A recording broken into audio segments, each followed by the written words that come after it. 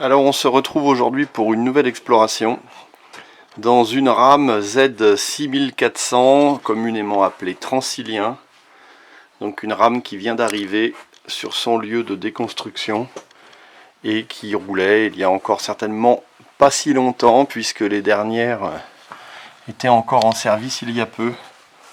Donc comme on le constate, une rame qui est restée relativement en bon état, en tout cas pour cette voiture.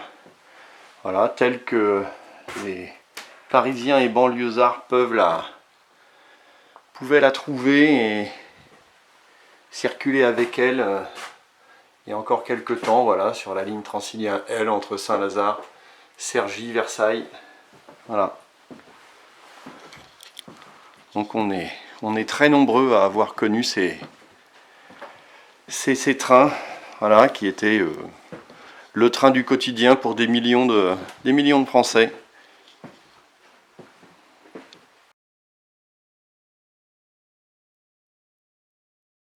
Alors qu'on arrive déjà à la deuxième extrémité de la rame, avec de ce côté-ci une cabine de conduite qui est restée à peu près en état, comparée à celle de l'autre extrémité où il n'y a plus rien.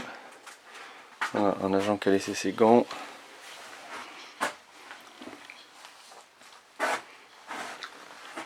On retrouve exactement la même chose.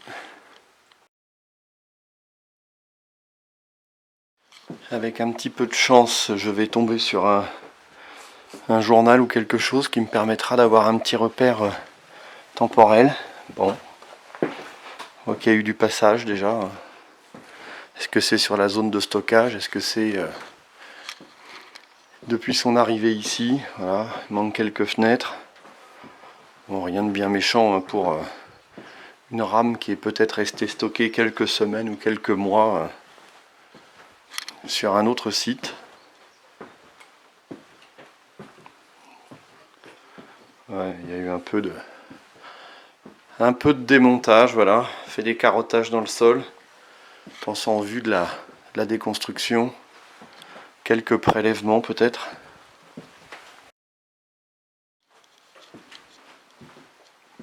Ah bah justement, voilà, un journal, bon, qui est en date du 15 décembre 2011. Ça me paraît un peu ancien, mais bon, peut-être que finalement elle est restée stockée pendant quelques années. Voilà, et on arrive à l'autre voiture d'extrémité. On constate ici que toutes les barres de maintien sur les plateformes ont été démontées, arrachées presque, si on peut dire. Voilà.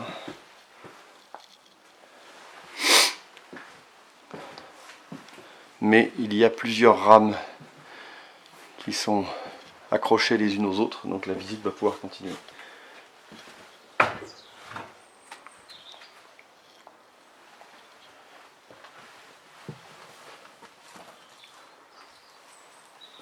Voilà.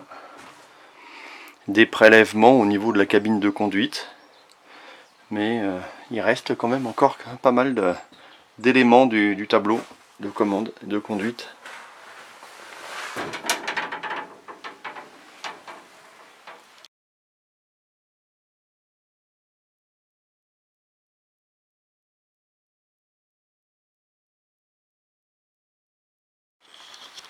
Alors, changement de décor ici, on est dans la rame Z6541.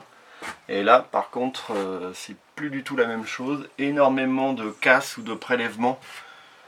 Donc, dans la cabine de conduite, en fait, il n'y a plus de cabine de conduite. Le tableau de commande a complètement disparu.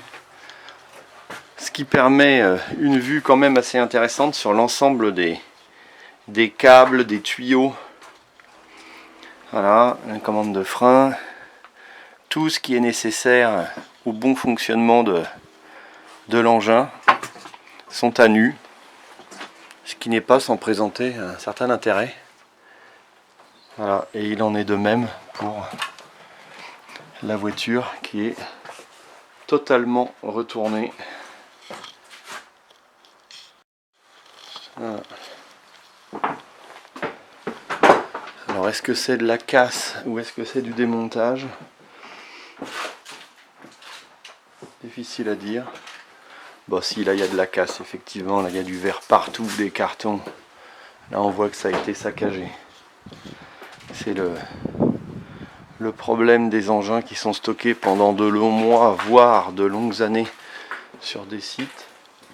C'est qu'il y a toujours des imbéciles qui viennent tout péter.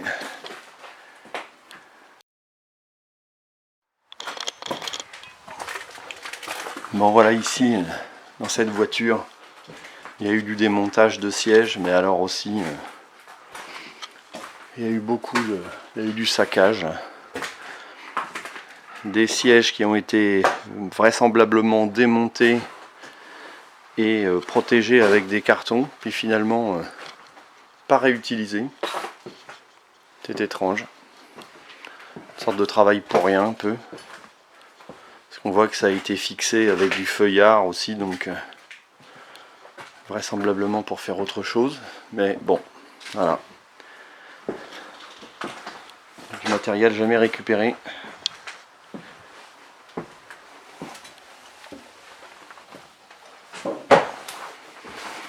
Alors que cette voiture-ci est intacte en comparaison.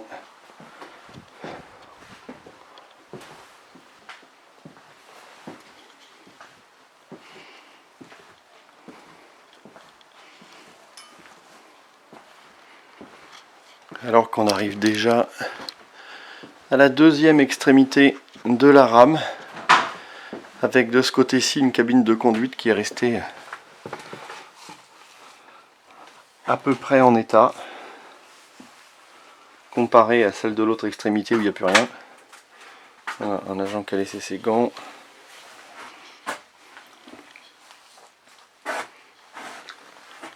On retrouve exactement la même chose.